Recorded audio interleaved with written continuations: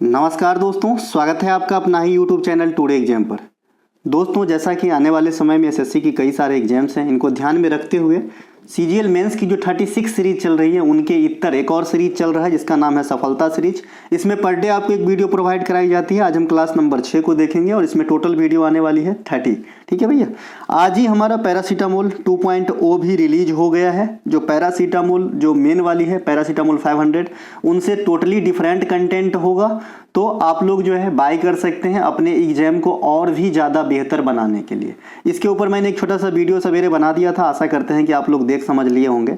हमारा कोई सा भी कंटेंट चाहिए एसएससी के एग्जाम में फाउंडेशन टू मेंस तक की, इसके अलावा बिहार एसएससी पुलिस दरोगा की, रेलवे की कोई सा भी एग्जाम देना हो, है ना, सभी के लिए वन स्टॉप जीके जीएस की सोल्यूशन है ना। मैं ये कभी नहीं कहा कि 100% करवा के दूंगा, लेकिन मैंने ये हमेशा कहा कि मैं अपने कंटेंट के बल पर खास करके एसएससी के एग्जाम में मोर देन 80% क्वेश्चन हमेशा करवा के दिया हूँ, दूंगा और दे रहा हूँ। इसके लिए प्रयासरत भी हूँ, चाहे एक ही बच्चा क्यों ना मेरा कंटेंट देखे। ठीक है भैया, तो आप लोग ले सकते हैं, डिस्क्रिप्शन में लिंक दिया गया है। और मोबाइल नंबर तो पता ही होगा, अब तक तो सब कोई सेव कर लिए होंगे, 93 72 69 32 और 25। ये है हमारा मोबाइल नंबर। एकमात्र ठिकाना है कंटेंट लेने का, और कोई सा भी, ना तो मेरा इस समय तक एप्लीकेशन है ना कोई और ठिकाना है। ठीक है भैया, चलिए शुरू करते हैं। हर दिन के भांति 25 क्वेश्चन पहले क्यूज के फॉर्मेट में पढ़ाऊंगा, फिर मेन क्वेश्चन पे आऊंगा, है ना। जो आपका कंटेंट बाय का लिंक भी दिया गया है डिस्क्रिप्शन में, आप लिंक क्लिक करेंगे तो आपको जो है व्हाट्सएप पे ले जाएगा, एक्सेस दीजिएगा, वहां से आप बात करके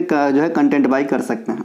चलिए, बास्केटबॉल खेल में कोर्ट की चौड़ाई कितनी होती है? तो बास्केटबॉल खेल में कोर्ट की चौड़ाई 15 मीटर और लंबाई यहाँ पे लिख दिया हूँ 28 मीटर होती है, तो ये आप ध्यान रखेंगे। इनके अलावा वर्तमान में भारत के मुख्य चुनाव आयुक्त कौन है? राजीव कुमार साहब हैं। अभी भारत के कैग जो है बदल गए हैं, गिरीश चंद्र मुर्मू के जगह संजय मूर्ति साहब आए हैं, इन्हें ध्यान रखना है। आरबीआई का गवर्नर भी बदल गए हैं, शक्तिकांत दास साहब के जगह पे संजय मल्होत्रा साहब आए हैं, है ना। तो ये कुछ एक बातें जो हैं आपको ध्यान रखना है। इनके अलावा केरल में मनाए जाने वाली ओणम त्योहार कितने दिन तक चलती है? तो यह 10 दिन तक चलती है। इसमें किस भगवान की पूजा होती है? महाबली। अगर महाबली ऑप्शन में ना हो तो भगवान विष्णु। ठीक है भैया, ये दोनों को ध्यान रखेंगे। और इसी त्योहार के दौरान बेल्लम कली बोट रेसिंग प्रतियोगिता होती है केरल के अंदर। 37वें राष्ट्रीय खेल 2023 में महाराष्ट्र को कितने स्वर्ण पदक प्राप्त हुए थे? 80। 37वें राष्ट्रीय खेल 2023 जो आपका गोवा के अंदर कराया गया था, विजेता कौन रहा था? ओवरऑल महाराष्ट्र ही विजेता रहा था। कितने खेल शामिल थे? 43 खेल शामिल थे। किस खेल को जो है प्रदर्शनी खेल के तौर पे रखा गया था? गतका को प्रदर्शनी खेल के तौर पे रखा गया था। ठीक है मेरे भाई, इसके अलावा ये जो आपका राष्ट्रीय खेल है, इनकी शुरुआत कब हुई थी? 1924 के दशक में लाहौर से। फिर 1940 में क्या होता है? आधुनिक ढंग से मुंबई से कराए जाते हैं। फिर 1985 में क्या होता है? ओलंपिक के तर्ज पे दिल्ली से स्टार्ट कराए जाते हैं। तो जुड़े रहोगे तो आगे बढ़ोगे। ऐसे पढ़ाया जाता है, ऐसे पढ़ा जाता है, लिंकिंग प्रोसेस बोलते हैं इसे, है ना। देवजानी चलिहा का संबंध किस शास्त्रीय नृत्य से है? मणिपुरी नृत्य से है सर। मणिपुरी नृत्य के 2 पार्ट कौन से होते हैं? जोगोई और चोलाम, है ना, जोगोई और चोलाम होता है। एक आपका मेल वर्जन, एक आपका फीमेल वर्जन। इनके अलावा यह एक ऐसा नृत्य है जिसमें, है ना, राधा कृष्ण भगवान की पूजा होती है, राधा कृष्ण भगवान की पूजा होती है। साथ ही साथ ये एकमात्र ऐसा शास्त्रीय नृत्य है जो लास्य और तांडव दोनों का भाव देता है। बाद बाकी जितने भी शास्त्रीय नृत्य है या तो लास्य भाव से प्रेरित है या तो तांडव भाव से प्रेरित होते हैं। ठीक है, मणिपुरी नृत्य के जो भी कलाकार होंगे उनके सरनेम में ज्यादातर आप सिंह देखेंगे, जैसे सिंहजीत सिंह, बिपिन सिंह, अमली सिंह, नल कुमार सिंह,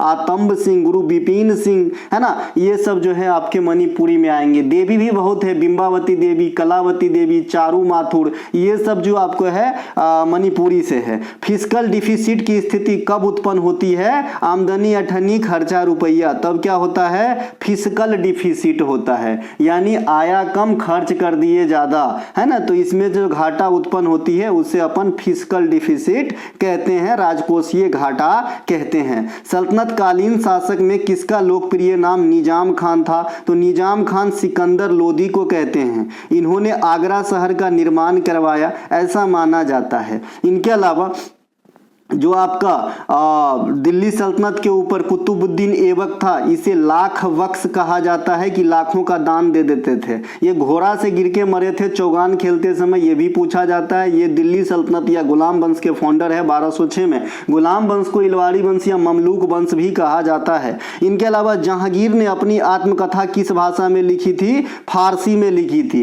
इब्न बतूता ने रेहला अपनी किस भाषा में लिखी थी? तो अरबी भाषा में लिखे थे, माफ कीजिएगा। इब्न बतूता अपना मोरक्को से जो आए थे इब्न बतूता, वो जेंस था भाई, है ना। इनके अलावा जो अकबरनामा है ये भी आपका फारसी भाषा में लिखा गया था, है ना। ये सब जो है आपको ध्यान रखना है। प्रांतों में द्वैध शासन की समाप्ति किस अधिनियम के द्वारा किया गया था? अच्छा, एक किताब आमुक्त माल्याद का भाषा काफी पूछा जाता है। आमुक्त माल्याद ये कृष्णदेव राय साहब के द्वारा लिखा गया था तेलुगु भाषा में। कौन से भाषा में?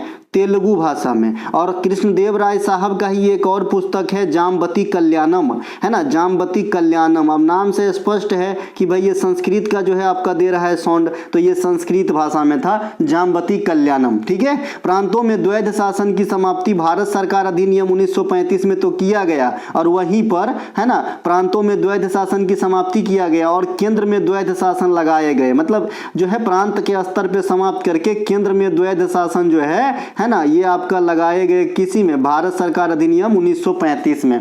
इससे पहले मैंने मॉन्टेग्यू चेम्सफोर्ड पढ़ाया 1919 में, इसे परिषद अधिनियम भी कहा जाता है। 1909 वाला पढ़ाया मॉर्ले मिंटो सुधार कहा जाता है, 4 दिन पहले ही तो पढ़ाया है मेंस वाले क्लास में, है ना। चलते हैं आगे। कुटियाट्टम नृत्य किस राज्य से संबंधित है? ये केरला से है कुटियाट्टम, है ना। दिल्ली स्थित पुरानी किला का निर्माण किसने करवाया? शेरशाह सूरी। शेरशाह सूरी को किस युद्ध के लिए आप जानते हैं? एक तो आप चौसा का युद्ध 1539 और एक 1540 बिलग्राम या कन्नौज का युद्ध। ये दोनों युद्ध के लिए आप शेरशाह सूरी को जानते हैं। दोनों में लूजर कौन रहे थे? तो हुमायूं रहे थे। दोनों में विनर ये खुद हुए। इनके अलावा इन्होंने जो है रुपया का प्रचलन किया था। इन्होंने जीटी रोड का मरम्मत भी करवाया था। इनका मकबरा बिहार के सासाराम में है, तो ये बात भी आपको ध्यान रखना है। प्रतिवर्ष विश्व महासागर दिवस कब मनाया जाता है? 8 जून को। जल दिवस 22 मार्च को। पृथ्वी दिवस 22 अप्रैल को। जैव विविधता दिवस 22 मई को। पर्यावरण दिवस 5 जून को।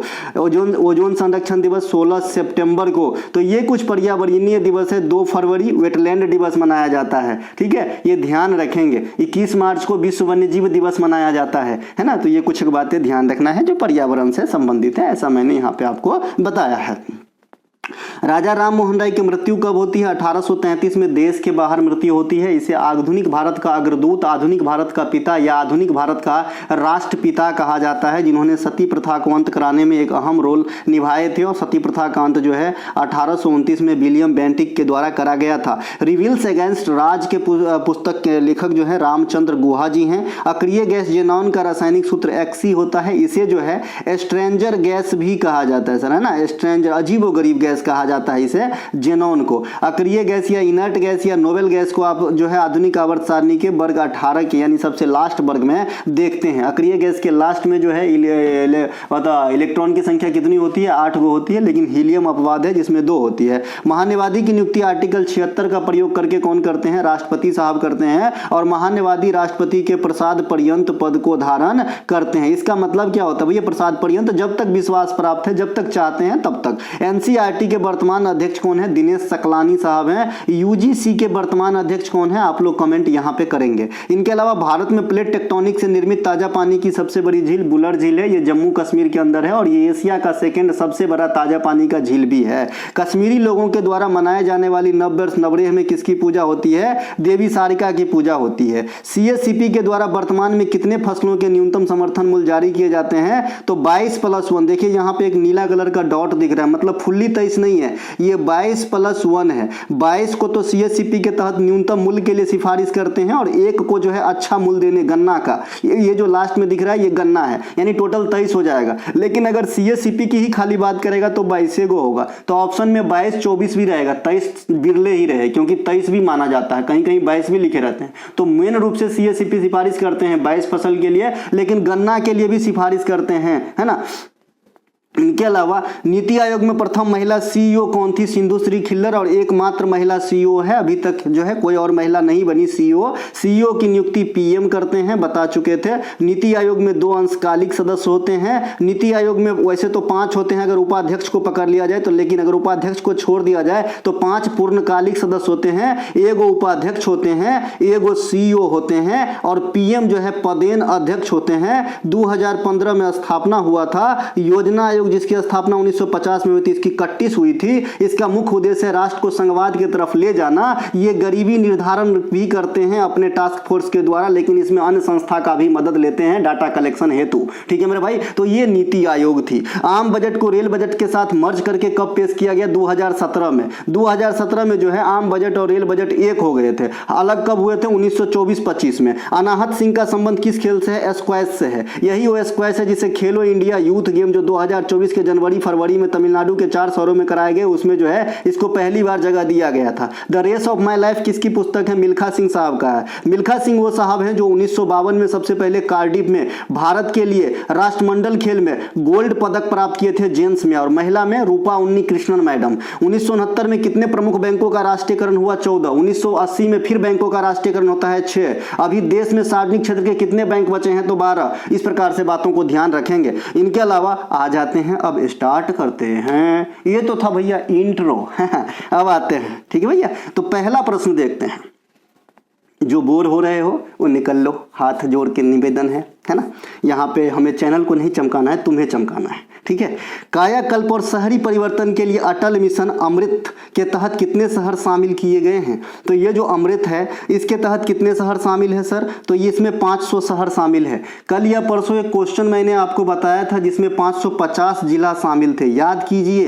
550 जिला जो है शामिल किया गया था। आज यहाँ पे 500 शहर को शामिल किया गया है। ठीक है मेरे भाई। इसके अलावा Atal mission for rejuvenation and urban transformation, इसकी शुरुआत 2015 में महुआ के द्वारा किया गया था। इनके मंत्रालय है, इनके द्वारा जो है ये नोडल एजेंसी का कार्य करता है। जवाहरलाल नेहरू शहरी नवीकरणीय मिशन की शुरुआत, ये भी आपके एग्जाम में पूछे जाते हैं, है ना। जवाहर रोजगार योजना भी पूछे जाते हैं भाई, ये भी पूछे जाते हैं। जवाहर नेहरू राष्ट्रीय शहरी नवीकरणीय मिशन की शुरुआत 2005 में हुआ था। 63 शहरों को नियोजित और विकास में तेजी लाने के उद्देश्य से। मनरेगा में कितने दिन की रोजगार मिलता है आपको? 100 दिनों को। मैं क्या बताया था, यह एशिया का, है ना, एशिया का क्या, दुनिया का सबसे बड़ा जो एक नियोजित रोजगार देने वाली प्लानिंग है। अपने यहाँ 3 रिकॉर्ड में है, एक जनधन योजना, एक मनरेगा और एक आयुष्मान भारत योजना, है ना। ये जो है टॉप लेवल के हैं अपने अपने क्षेत्र में।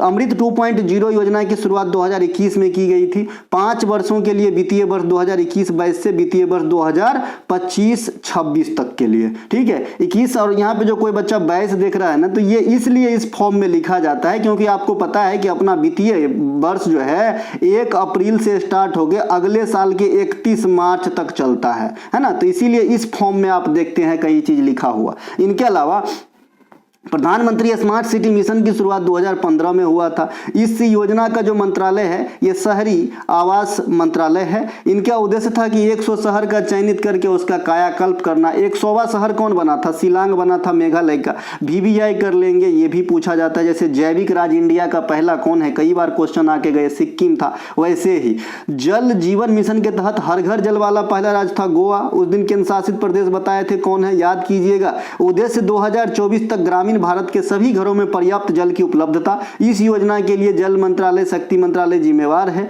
इस योजना को 2019 में स्टार्ट किया गया था। ठीक है। इनके अलावा प्रधानमंत्री किसान सम्मान निधि योजना की शुरुआत जो है 2019 के गोरखपुर से हुई थी, है ना। इस योजना के तहत किसानों को 6,000 रुपए की राशि 3 किस्त में 4-4 महीने के अंतराल पे दिए जाते हैं उनके जनधन बैंक में। एक आपका किसान मानधन योजना बताया था, इसमें एज फैक्टर भी है, साथ ही इसमें पेंशन की राशि 3,000 रुपया जो है न्यूनतम मिलता है जब आपका एज 60 वर्ष हो जाता है, अगर जीवित रह पाए तो। ठीक है। इनके अलावा जो रिस्क कवर वाला 2 योजना बताए हैं वो भी आपके एग्जाम में आता है। एक में 18 से 50, एक में 18 से 70 वर्ष है, जो प्रधानमंत्री के नाम पे एक जीवन ज्योति बीमा योजना, और एक आपका प्रधानमंत्री जीवन ज्योति बीमा योजना, और एक है प्रधानमंत्री सुरक्षा बीमा योजना। दोनों में 2-2 लाख रुपया मिलता है। इनके अलावा वर्ष 2024 में प्रतिष्ठित सरस्वती सम्मान किसे दिया गया है? 2023 के लिए, क्योंकि कई सारे सम्मान होते हैं कि पिछले वर्ष की दिया जाता है सर, है ना, लेकिन देने में थोड़ा सा ना टाइम लग जाता है। तो 2023 वाला जो सरस्वती सम्मान है जो 24 में में दिया गया है, ये प्रभा वर्मा को दिया गया, प्रभा वर्मा को, ठीक है। ये गुलजार और ये रामभद्राचार्य साहब, ये बाबा हैं ये, है ना, इन्हें साहब कहना सही नहीं है, ये बाबा है, गुरुजी हैं, है ना। तो इन दोनों को जो है आपका मिला है ज्ञानपीठ अवार्ड, है ना, लेटेस्ट वाला ज्ञानपीठ अवार्ड जो है इन दोनों महापुरुष को जो है कंबाइंड रूप से दिया गया है। पुष्पा भारती जी को जो है आपका इस बार का जो ये क्या बोलते हैं जो दामोदर मौजे को मिला था वो वाला अवार्ड मिला है पुष्पा भारती को। इनको क्या बोलेंगे भाई, एक सेकेंड देखिए ना, व्यास सम्मान, व्यास सम्मान दामोदर मौजे को क्या मिला था, ज्ञानपीठ मिला था जी, नहीं तो इनको व्यास मिला है, माफ़ कीजिएगा थोड़ा सा मैं भरम गया हूँ, यहाँ पे हो जाता है कभी कभी, इतने ज़्यादा लोड है इस छोटे से माथा पे, है ना। देखिए यहाँ पे मैंने क्या बताया, 2024 का प्रतिष्ठित सरस्वती सम्मान जो है ये प्रभा वर्मा को दिया गया है। रामभद्राचार्य साहब और गुलजार साहब और रामभद्राचार्य जी को जो है ये दिया गया, क्या बोलते हैं इनको, ये दिया गया है ज्ञानपीठ पुरस्कार, और पुष्पा भारती को दिया गया है व्यास सम्मान। हो गई क्लियर, है ना। चलिए छोटी सी बात, जब ज्ञानपीठ पुरस्कार इन दोनों को दे ही दिया गया तो पुष्पा भारती का मैं नाम क्यों लिया, तो हो जाता है कभी कभी एग्जाम हॉल में सेम प्रेशर बच्चे हैंडल करते हैं, इसीलिए क्वेश्चन गलत हो जाता है आते हुए, ठीक है। 33वें सम्मान जो है आपका सरस्वती सम्मान 2023 में प्रसिद्ध कवि और साहित्यकार प्रभा वर्मा को अंग्रेजी और मलयालम को उनके उपन्यास रौद्र सात्यकम मलयालम के लिए चुना गया है ना। इनके अलावा 32वां सरस्वती सम्मान शिव शंकरी को दिया गया था सूर्य वामसम के लिए। सरस्वती सम्मान साहित्य के क्षेत्र में प्रतिष्ठित सम्मान है जो भारतीय नागरिक के द्वारा किसी भी भाषा में लिखे गए कृत के लिए प्रदान किया जा सकता है। वर्तमान पुरस्कृत राशि जो है 15 लाख रुपया है। कल मैंने अर्जुन अवार्ड बताया था, वहाँ पे कितने लाख रुपये जो है पुरस्कृत, मन में सोचिएगा अगर जवाब मैसेज टाइप करने में दिक्कत है तो।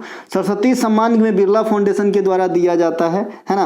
और ये जो है व्यास सम्मान, बिहारी पुरस्कार, ये सभी के सभी बिरला फाउंडेशन ही देते हैं, ठीक है। इनके अलावा 33वां व्यास सम्मान जो है पुष्पा भारती जी को दिए गए हैं, है ना, धर्मवीर भारती से जुड़े हुए हैं। 58वां ज्ञानपीठ पुरस्कार रामभद्राचार्य बाबा और गुलजार साहब को दिए गए हैं, ठीक है। इनके अलावा फुटबॉल में जब किसी खिलाड़ी ने फॉल किया होता है तब विपक्षी खिलाड़ी को एक किक पारितोषिक स्वरूप प्रदान की जाती है ना। उस किक को क्या कहा जाता है, जो भाई पारितोषिक के रूप में दूसरे को प्राप्त होता है, तो उसे कहा जाता है फ्री किक, है ना।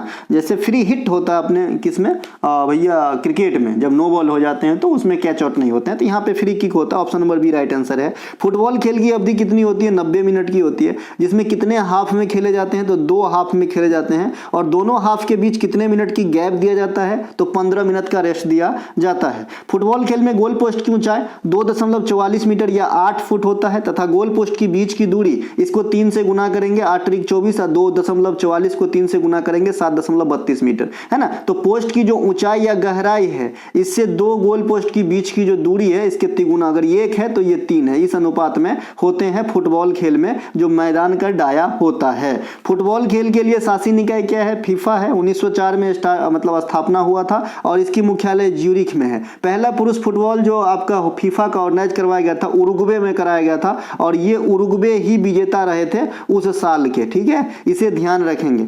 फर्स्ट फीफा वर्ल्ड कप 1930 उरुग्वा में हुआ था, फीफा वर्ल्ड कप, और इनके विजेता भी रहे थे, ये मैं बता ही दिया था। 2022 कतर में हुआ था, विजेता अर्जेंटीना रहा था, उपविजेता फ्रांस रहा था। आगामी फीफा 26 में होंगे, अमेरिका, मैक्सिको और कनाडा में, चूंकि जो है 4 वर्ष में एक बार कराए जाते हैं। फीफा महिला वर्ल्ड कप 2023 में हुआ, तो अब 27 में होगी। तो 23 वाला जो है ऑस्ट्रेलिया और न्यूजीलैंड में कंबाइंड रूप से कराए गए हैं, जहां विजेता स्पेन रहे थे इंग्लैंड को हरा करके। अंडर 20 फीफा वर्ल्ड कप 2023 में, पहले ये इंडोनेशिया में होने वाला था, लेकिन इसका जो है ना वेन्यू बदल के अर्जेंटीना में कराए गए, और यहाँ पे पहली बार उरुग्वे विजेता बने। जो उरुग्वे मेन वाले के पहले विजेता हैं, वो अंडर 20 वाले का पहली बार विजेता बने यहाँ पर, कहाँ पे, अर्जेंटीना में, जो पिछले साल, पिछले क्या, उससे पिछले 2023 में, ठीक है। अब तो भैया 25 में जी रहे हैं।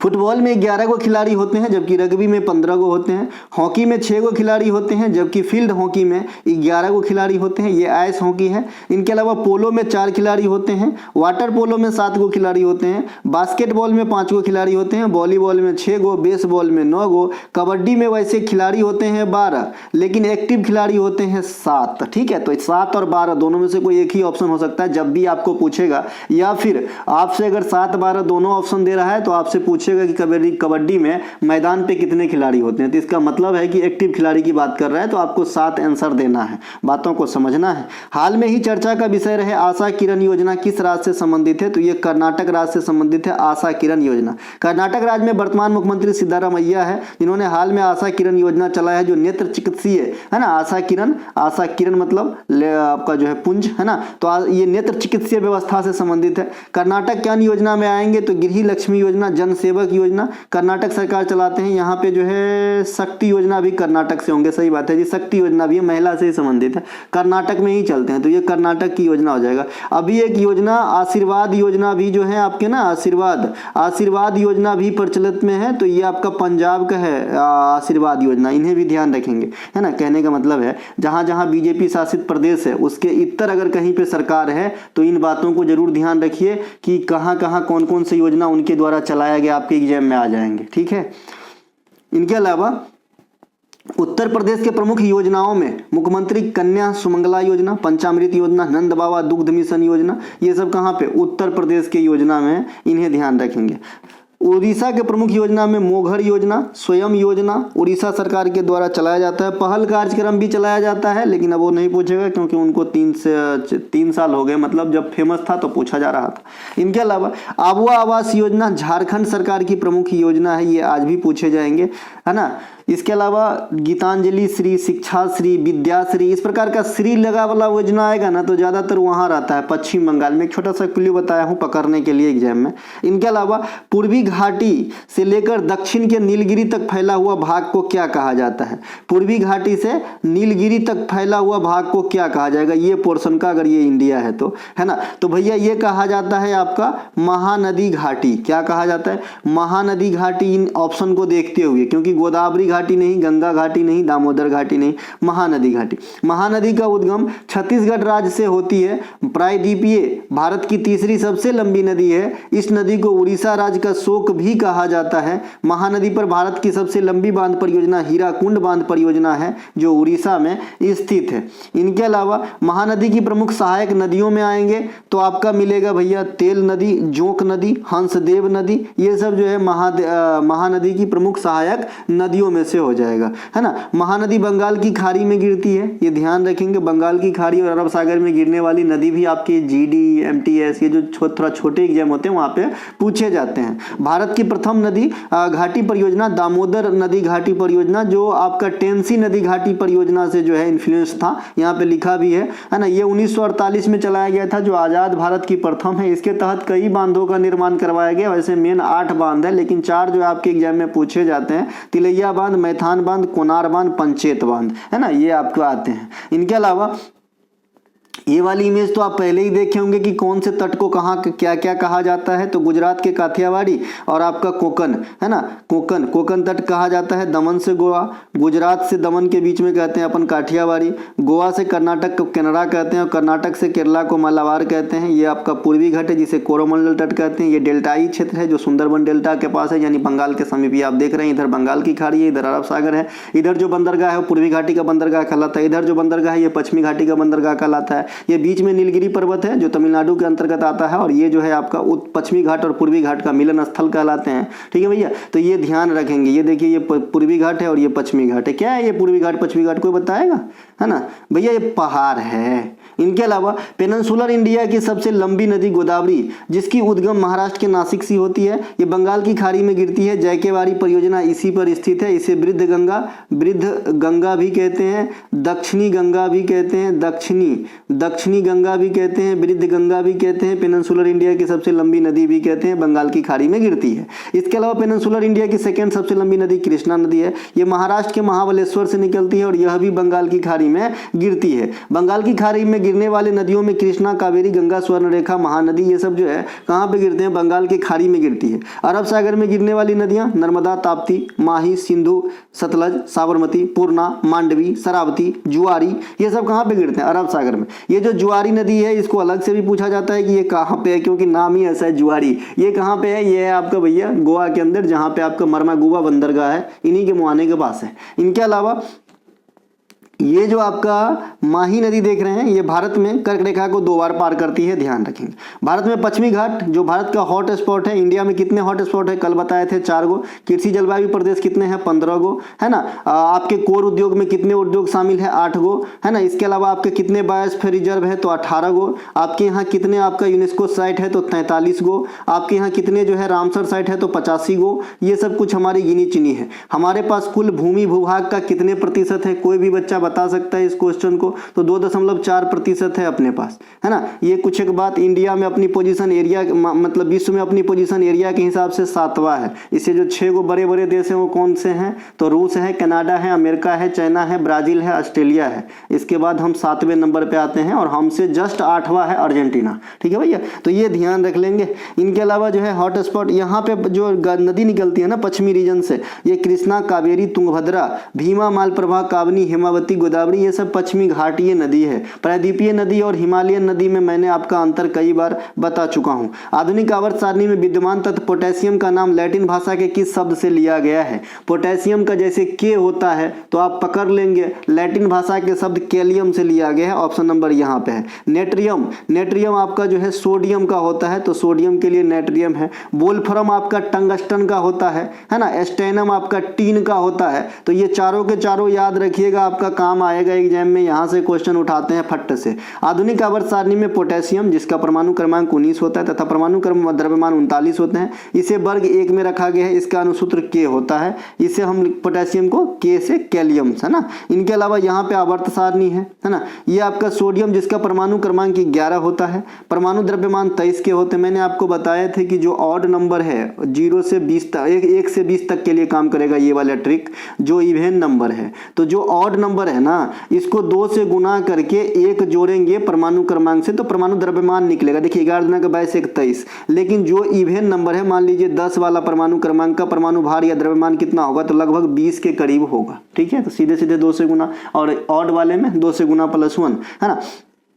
लैटिन भाषा के शब्द न्यूट्रियम से लिया गया आपका सोडियम का। सोडियम चाकू से कटने योग्य धातु है ना। हवा के संपर्क में आते ही प्रज्वलित हो जाते हैं, है ना, और इसे केरोसिन में डुबाकर रखा जाता है। यही जादू टोटका दिखाने वाले जो है सोडियम ले जाके पानी में फेंकते हैं, आग लगा देते हैं पानी में, है ना। इनके अलावा टंगस्टन जिसकी गलनांक काफी उच्च होती है, इसी कारण इसका उपयोग बल्ब के फिलामेंट बनाने में करी जाती है। टंगस्टन का संकेत W होता है क्योंकि वोल्फ्राम से लिया गया है। इसका नाम लैटिन भाषा के शब्द वोल्फ्राम से लिया गया है। टीन स्टेनम, है ना, जिनका आपका परमाणु क्रमांक जो है 50 होता है, परमाणु द्रव्यमान 118 के करीब होते हैं। इसका लैटिन शब्द स्टेनम से लिया गया है। वहीं पे चांदी को अपन एजी कहते हैं तो अर्जेंटम से लिया गया है। वहीं पे अपन सोना को औरम कहते हैं तो एयू होता है ना। सोना और चांदी जो है प्रकृति में आपका मुक्त अवस्था में पाए जाने वाली धातु है, महंगा है। इसकी जो है क्रियाशीलता कम होगा, यानी कम अभिक्रियाशीलता है। जो जितना महंगा धातु उतना कम अभिक्रियाशीलता, मैंने कई बार आपको बताया है। अभिक्रियाशीलता वाली जो चेन है वो कहाँ पे काम आती है, वियोजन अभिक्रिया में काम आती है ना। इनके अलावा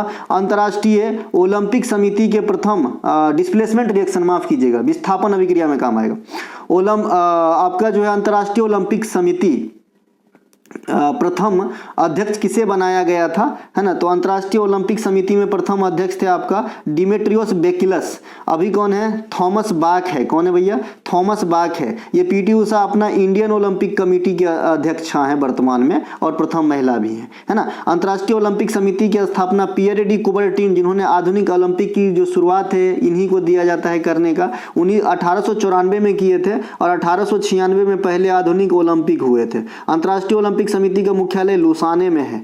भारतीय ओलंपिक संघ की स्थापना 1927 में सर दोराबजी टाटा के द्वारा किया गया था और पहले जो अध्यक्ष बने थे दोराबजी टाटा साहब ही बने थे। प्रथम ओलंपिक संघ में महिला अध्यक्ष पीटी उषा जी जो हैं, जिन्हें पयोली एक्सप्रेस भी कहा जाता है, आसीन है। बीसीसीआई का गठन 1928 में किया गया था। इनके प्रथम अध्यक्ष सर आर ग्रैंट गोवन बने थे। वर्तमान अध्यक्ष रोजर बिनी है। बीसीसीआई की मुख्यालय मुंबई में स्थित है। बीसीसीआई जो है Ranji trophy, Syed Mushtaq Ali trophy, Dilip trophy इत्यादि आदि खेल जो है करवाते हैं। बीसीसीआई के वर्तमान सचिव जैसा जो है ये एसीसी है ना, एशियन क्रिकेट काउंसिल में भी जो है अध्यक्ष चुने गए हैं, तो इन्हें भी ध्यान रखेंगे। SAI sports authority of India के जो आपका खेल प्राधिकरण है, इनके स्थापना जो है 1984 में होती है और इनके जो अध्यक्ष होते हैं ये आपका प्रधानमंत्री ही होते हैं। प्रतिवर्ष सूर्य शास्त्रीय नृत्य महोत्सव केरल के किस शहर में आयोजित किया जाता है? तो ये तिरुवनंतपुरम में सूर्य शास्त्रीय नृत्य महोत्सव का जो आयोजन है ये केरल में करी जाती है। प्रतिवर्ष सूर्य शास्त्रीय नृत्य महोत्सव केरल के तिरुवनंतपुरम में आयोजित किया जाता है। यह नृत्य महोत्सव 10 दिनों तक चलती है। केरल में ओणम त्योहार अभी शुरुआत में कहीं बताए थे, ये भी 10 दिनों तक चलती है। महाबली या भगवान विष्णु की पूजा होती है। केरल के अन्य त्योहार में आएंगे अट्टुकल पोंगल, निशागंधी, ये काफी पूछे जाते हैं, रेलवे बहुत पूछता है निशागंधी को, है ना। मोहिनी अट्टम, कथकली शास्त्रीय नृत्य, बिल्लमकली बोट रेसिंग, थय्यम, ये सब जो है कहाँ पे है? केरल के हैं, केरल के। इनके अलावा किसी एक पंचवर्षीय योजना के दौरान सर्वप्रथम किस भारतीय राजनेता ने गरीबी हटाओ का नारा दिया था? तो किस पंचवर्षीय योजना में गरीबी हटाओ का नारा जो है किस नेता के द्वारा इनमें से दिया गया है? यहाँ पे आप देख रहे हैं, तो उस समय नेता कौन रहेंगे 5वीं पंचवर्षीय योजना में? इंदिरा गांधी। तो ये इंदिरा गांधी राइट आंसर यहाँ पे हो जाएगा। हालांकि जो 5वीं पंचवर्षीय योजना है इनमें दो सरकार झेले, है ना भाई, पहले कांग्रेस फिर आपका जनता पार्टी का सरकार आया था 1977 के अंदर, और 5वीं पंचवर्षीय योजना की जो अवधि होती है 1974 से 1978 रखा गया था। योजना जो है आपका पंचवर्षीय योजना 12 बने थे, है ना, पहले से लेके 12 तक की ईस्वी जरूर याद होनी चाहिए, और कम से कम गिने चुने प्रधानमंत्री के काम में जो बड़े बड़े मेजर कॉज हुए उनको जरूर ध्यान रखिएगा, क्योंकि ये छोटे छोटे एग्जाम में प्रधानमंत्री को रिलेट करके क्वेश्चन पूछता है कि जब मौलिक कर्तव्य ऐड किया गया उस समय प्रधानमंत्री कौन था, जब देश में आपातकाल लगा तो उसमें प्रधानमंत्री कौन था, जब देश में आर्थिक मंदी का दौर चल रहा था उसमें प्रधानमंत्री कौन था। तो ऐसे कुछ एक बातों जो है आपको जरूर ध्यान रखना है, ठीक है मेरे भाई। इनके अलावा भारत में गरीबी उन्मूलन और आत्मनिर्भरता का उद्देश्य 5वीं पंचवर्षीय योजना में जो है दौरान रखी गई थी। तत्कालीन प्रधानमंत्री इंदिरा गांधी के समय 5वीं पंचवर्षीय योजना की अवधि अब तक की सबसे कम अवधि रखी गई थी, 74 से 78। इसी पंचवर्षीय योजना के दौरान पहली बार केंद्र में गैर कांग्रेसी सरकार बनी मोरारजी देसाई की, है ना, जनता पार्टी की तरफ से। सरकार के द्वारा रोलिंग प्लान की अवधारणा 1978 से 83 के लिए तय किया गया। ये जनता पार्टी ने रोलिंग प्लान दिए थे, लेकिन इस रोलिंग प्लान को 1980 में ब्रेक कर दिया गया था, जब सत्ता फिर से कांग्रेस के हाथ में चली गई। तो अगर आपसे पूछे कि रोलिंग प्लान कब से कब तक चलाया गया, तो 78 से 80। कब से कब तक के लिए तय किया गया था, तो 78 से 83, ठीक है। इनके अलावा भारत में पंचवर्षीय योजना पहली बार 51-56 में चलाया गया, और पहला जो मॉडल है हेराल्ड डोमार है, दूसरा का मॉडल पीसी महान लोबिस थे, कहां गए, यहां नहीं दिख रहे, ठीक है। पहला जो है कृषि बल पे आधारित था 1966 से 1969। यह आपका वार्षिक योजना अवकाश के समय कहा जाता है। इस समय कोई भी पंचवर्षीय योजना नहीं बनाए गए।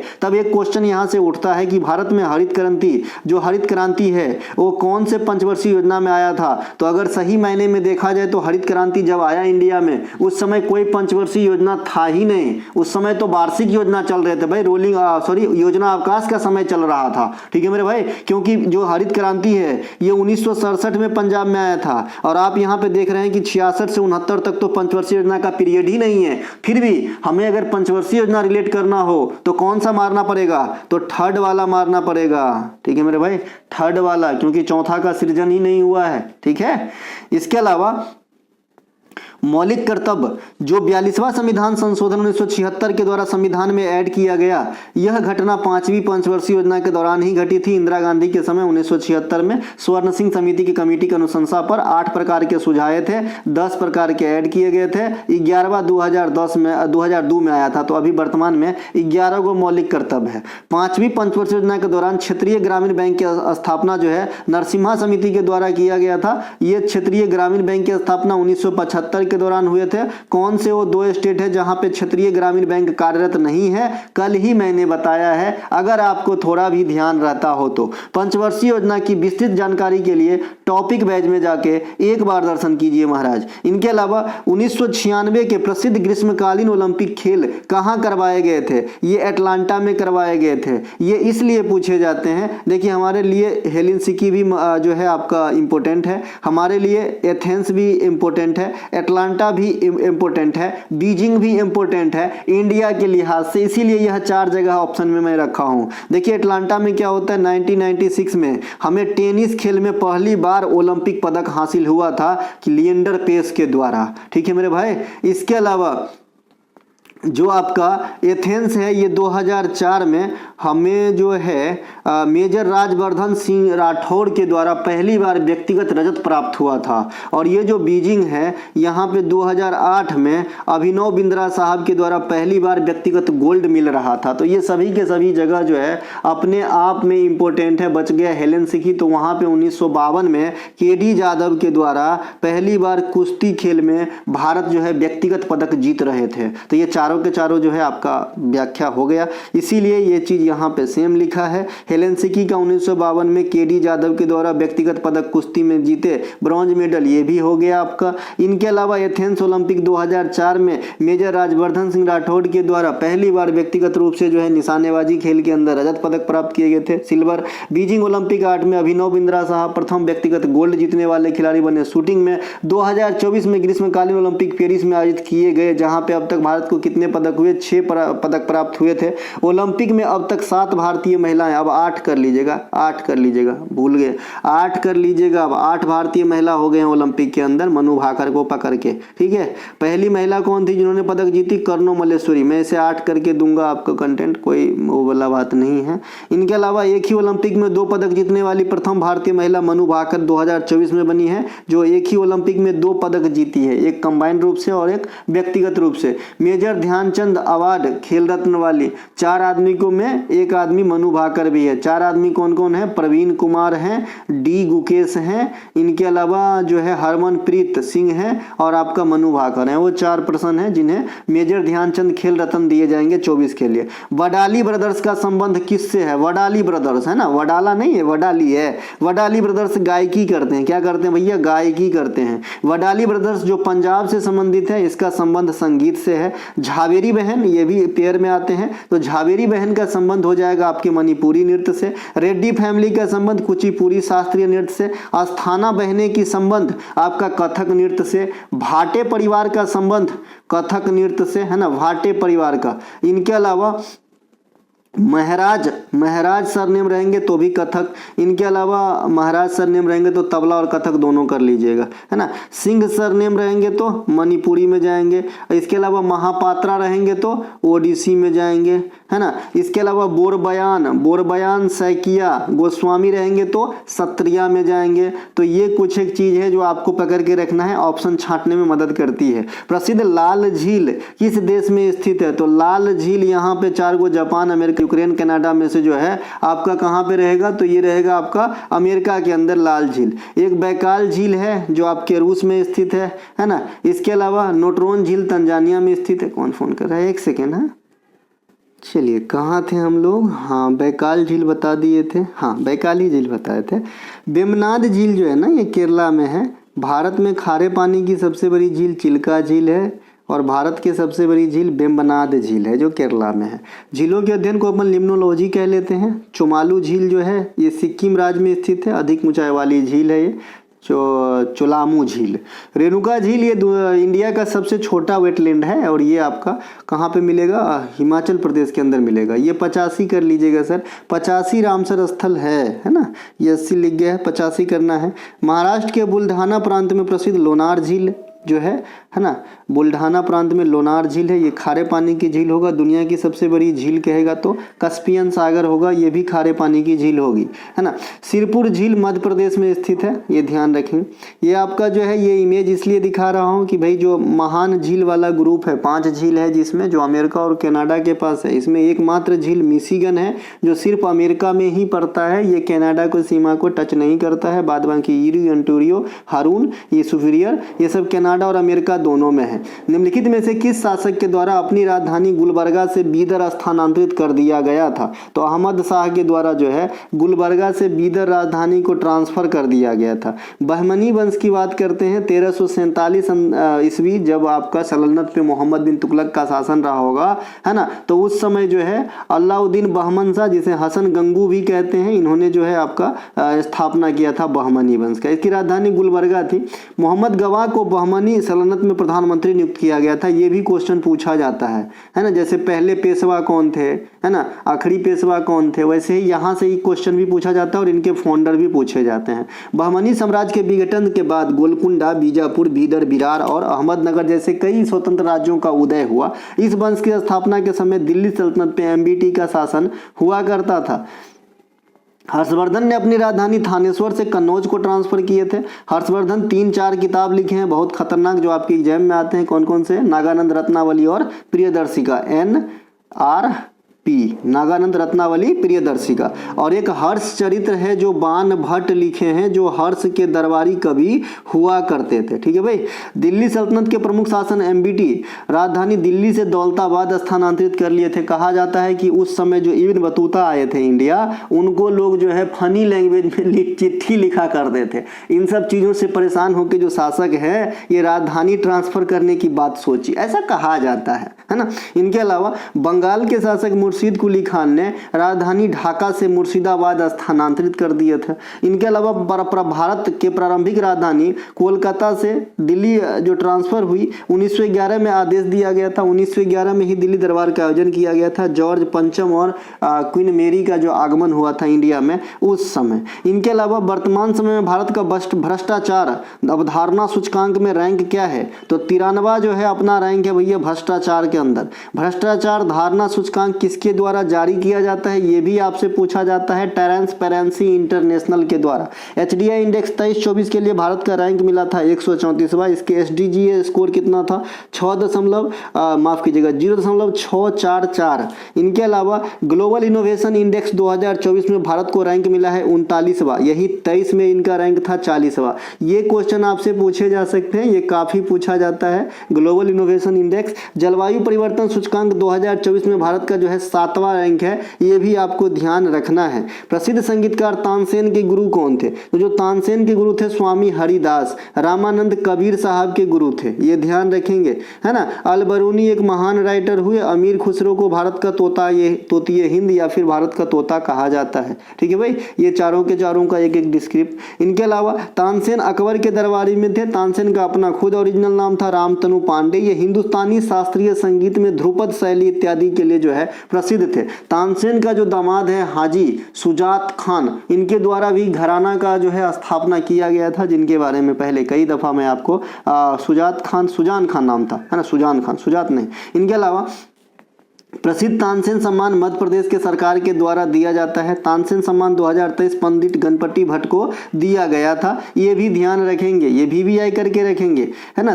जो आपका मध्य प्रदेश सरकार है ना, ये लता मंगेशकर पुरस्कार भी देता है, तानसेन सम्मान भी देता है, कालिदास सम्मान भी देता है। ये सब जो है मध्य प्रदेश के सरकार के द्वारा दिया जाता है। किताब उल हिंद के लेखक अलबरूनी है। अलबरूनी मोहम्मद गजनवी के साथ जो है भारत आए थे। इनके अलावा अमीर खुसरो को भारत में तोताए हिंद कहा जाता है। कबीरदास के गुरु रामानंद साहब, विवेकानंद के गुरु रामकृष्ण परमहंस जी, महात्मा बुद्ध के गुरु आलार कलाम, महात्मा गांधी के गुरु गोपाल कृष्ण गोखले और सुभाष चंद्र बोस के गुरु चित्तरंजन दास जी थे। तो ये कुछ एक गुरु है जो आपके एग्जाम में पूछे जाते हैं। किस नृत्य गुरु के द्वारा इम्फाल में महिलाओं के लिए गोविंद जी नर्तनालय नृत्य विद्यालय की स्थापना की गई थी? तो और कौन? गुरु विपिन सिंह साहब। ये सबसे ज्यादा फेमस कलाकार हैं। जैसे गुरु विपिन सिंह मणिपुरी के लिए, वैसे ही गुरु केलुचरण पात्र ओडिशा के ओडिसी के लिए। ठीक है मेरे भाई, ध्यान रखेंगे, एकदम फेमस कैरेक्टर है। गुरु विपिन सिंह कथक के लिए बिरजू महाराज। ये अपने अपने क्षेत्र में महारत हैं, जो जोड़ा कभी होगा ही नहीं, भले कोई कितना भी आगे बढ़ जाए, शायद इनके तक नहीं पहुंच पाएंगे।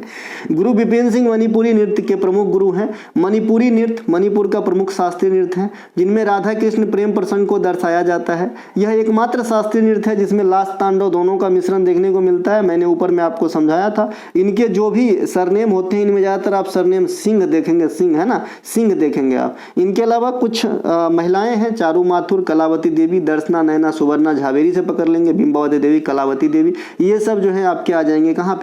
मणिपुरी के अंदर। आधुनिक नृत्य का जनक उदय शंकर को कहा जाता है इंडिया में। वैसे मैं आपको बताया था इसे, इसकी शैली का नाम क्या है? फ्यूजन शैली। इन्होंने जो है क्लासिकल डांस और जो आपका फोक डांस है, दोनों की मिली जुली व्यवस्था पर जो है काम किए, इसे फ्यूजन शैली कहते हैं। और आधुनिक जो नृत्य चलता है इनके जनक भी कहा जाता है इंडिया में।